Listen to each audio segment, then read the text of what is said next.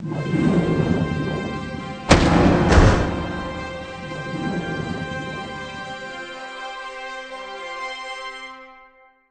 Helena, you started off sailing in the 470 and have done a full Olympic campaign. Why did you move over to the 2.4? I guess like my aspirations, I think from such a young age has been to go to Olympic Games. I think, gosh, from the age of 6, I think it was the first time I saw the Olympics on TV.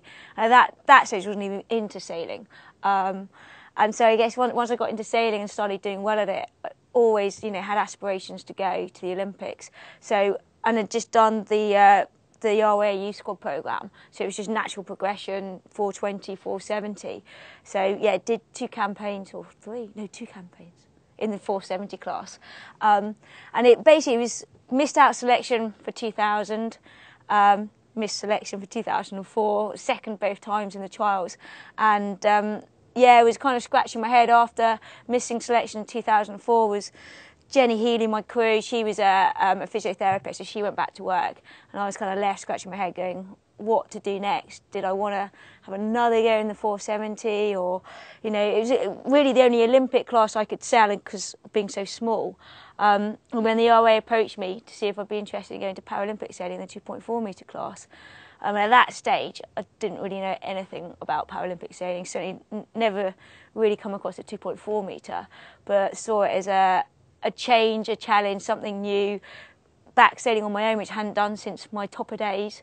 And it was the best decision I ever made, to be honest. I haven't looked back since and thoroughly enjoyed the challenge of Paralympic sailing in the 2.4. And the 2.4, the classification for that is actually the lowest level of classification. But you've actually got an awful lot of people throughout representing the whole classification. What is it about the 2.4 that makes it so appealing to those people and so fair, irrespective of what classification you are? Yeah, it's an amazing boat actually. So it's an able-bodied boat. It's the smallest class of the metre boats. But I think what's so special about it, and it's why the most disabled person can compete against the least disabled person, is that you can just adapt the boat, change the systems inside the boat to suit your your disability. And I think what shows it being such an even playing field is we have an open world. So you've got everybody competing together, men, women, disabled sailors, able-bodied sailors, and God, I think about 3 or 4 years in a row, disabled sailors won. So it just shows, actually how even playing field it is. It's absolutely fantastic. And the size difference, like I am the smallest, by far the smallest sailor in the fleet, and I'm competing against guys at like sort of 6 foot, weighing in at probably 80 kilos or such. No difference in speed. So it's amazing. And that's got to be a massive appeal. I can't think of many Paralympic sports where you could actually put an able-bodied athlete next to the Paralympic athlete and expect the Paralympic athlete to win. Yeah, it's absolutely fantastic, and I think that's what makes the boat. It's such a cool boat to sail, and yeah, we just have so much fun. And when it comes down to training and tuning, just anybody who wants to go in the 2.4, it's great. Just put them in, and it's going to be really even sailing, even playing field, and they're going to have to work pretty damn hard to beat anybody, who's in a wheelchair or anything. It's fantastic. And as you said, you started in the 470. You just missed out on selection for Athens in the 470. Picked yourself up, dusted yourself off, got in the 2.4. Really little preparation time. And probably not that surprisingly, even though you had a really good run at it, just missed out at selection then in the 2.4 for the Paralympics in Athens. You made it to Beijing. How did you get on in Beijing? Tough question. Thanks, Ben.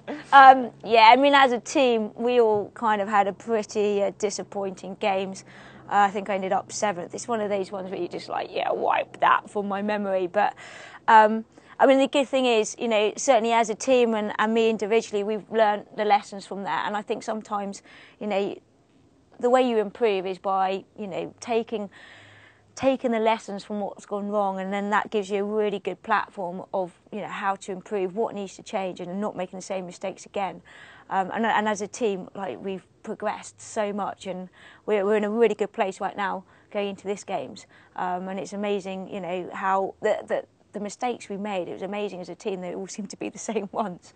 Yeah. So And it did look, if we look back over your results over the last 4 years, it did look like Beijing maybe knocked your confidence a little bit. But coming into this games, you've got some really good results in the build-up. You've clearly made huge leap forwards in certain areas. What have you changed in the last 4 years to find those gains and find those improvements? I think the really big key for me was about a year ago getting Ian Barker in as a personal coach.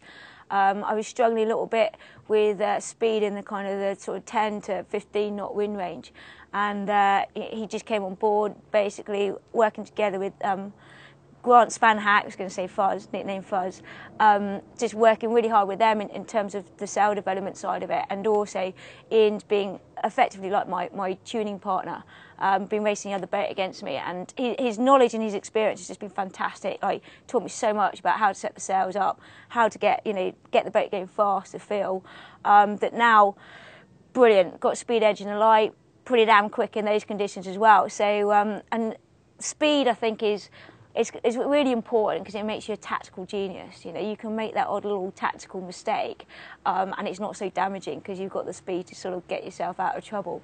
And I think for me that's been a really big step forward. And Ian's also his approach, his tactics, his style of coaching has really, really helped me as well. And you've got Rob Wilson actually coaching you for the Paralympic Games. What will you be looking for from him on the water at the Games? Yeah, Rob has been a fantastic squad coach. He's been basically coaching me and Meg through all the other regattas and stuff, and got a great relationship with Rob, and Rob and Ian have been working really well together, and so Ian's kind of passed on any tidbits that he's picked up about me, and sort of what makes me tick and what doesn't make me tick, and all the training we've been doing down in Mylor, obviously Rob's been there, and it's been fantastic. We've built up a really great relationship, great working relationship, and really looking forward to hopefully getting a medal with him in September. and looking forward to September. Who are your main rivals? Who do we need to be looking out for in the 2.4 class?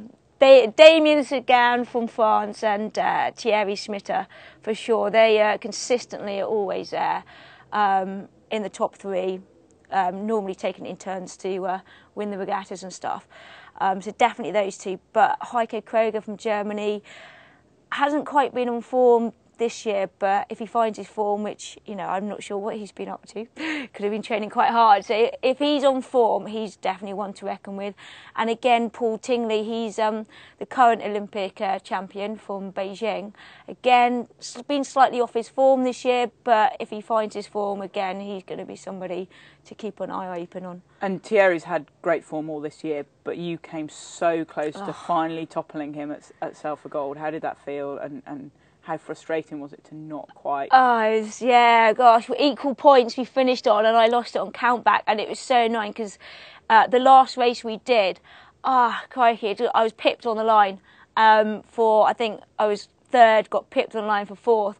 That 1 point would have done it, and I kind of almost knew at the time because unfortunately our regatta finished early because of really strong winds the next 2 days, and I kind of knew that day was a key day and I needed to finish on top, and sailing in, it was just so frustrating. But then on the other hand, it's like, brilliant, I know I can do it, and it's like, let's save it for September. At the end of the day, who's going to remember who won Sail for Gold regatta? It's all about London 2012 in September. And that's one of the tricky things about our sport, isn't it? We always say a 10-race series, loads of time, long regatta, but we actually never quite know when that might come to an end, do we? Because of the weather conditions. Absolutely, and like with the Olympics, they've got a long period. They're racing over 2 weeks, and they've got 2 lay days built into the schedule. But with us, we haven't. There's no lay days.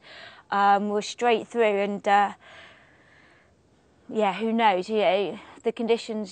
Conditions go bad. The regatta could finish early. So it's important to just be consistent. Hopefully have a good start and just keep chipping away and keep up there, and keep an eye on the forecast, and if any chance or any danger, maybe the wind's picking up and getting too strong to race, you've really got to make sure you don't have a bad day and you nail that last day. Yeah. And we've talked a little bit about preparation. How important is it to you and the benefits to you that in sailing we make sure that our Paralympic athletes train and are part of the same support structure as our Olympic athletes? the RA have done a fantastic job, and I guess I've been privileged to see it from both sides. You know, having done Olympic campaign, switching over into Paralympics, no difference at all. And I think the other British sports are looking at sailing and following in the footsteps, because we're 13 class discipline basically. We have access to all the same support staff, physios, nutritionists, psychologists, everything. Funding's exactly the same as well, and it just really helps us improve. We can give back so much more into the programme, and I definitely think all the other British sports are looking at it, and even the other countries in sailing are now looking at it and going, that is the way to do it. There's no reason why there should be any segregation between Paralympics and Olympics. You've obviously been sailing for quite a long time. What is it about sailing? Why is it so addictive that you're still chipping away at it at this point? I think it's because it's such a dynamic sport. You can never get bored. I don't think there's such thing as a perfect race. You can never come in and say, I sailed the perfect race. You can always look back and go, could have done that slightly better, could have done that slightly better. And I think that's the challenge, and it just keeps you going. There's different classes, to go into and stuff like that, and experiment, which then brings out a whole new different kind of techniques in your sailing kind of skills and ability. That it's a really challenging sport, and it's one that, you can always do a little bit better or improve a little bit in an area that you're never going to get stale, you never get bored. Brilliant. And think about how intensive that is and how difficult it can be training and putting regattas together and always looking for those, trying to find perfection in the different areas. How do you step down from that? How do you relax, and what do you do in your spare time? Relax. Most people would be like, she doesn't know the meaning of the word relax. Like for me, it will be like getting out on my bike, going for a cycle and stuff like that. Running, windsurfing. I need to do a little bit more of that. I haven't done much. Need to practice that. But yeah, and I guess, in the evenings, watching a movie, watching a DVD, they're probably the key things that I do. But during the day, I'm not very good at sitting around doing nothing. So if it's a nice day, definitely just jump on my bike and go for a cycle. Brilliant. And what would you say to someone sat at home thinking, I can't get into sailing, my disability won't allow me to do that? What would you say to try and encourage them to get out there and have a go at our sport? Oh God, your disability is not holding you back at all. Probably the best way to get into sailing is to go through Sailability, the RA Sailability programme, and that will get you out there in the boat, enjoying yourself, and who knows, it could lead to Paralympics and bigger things.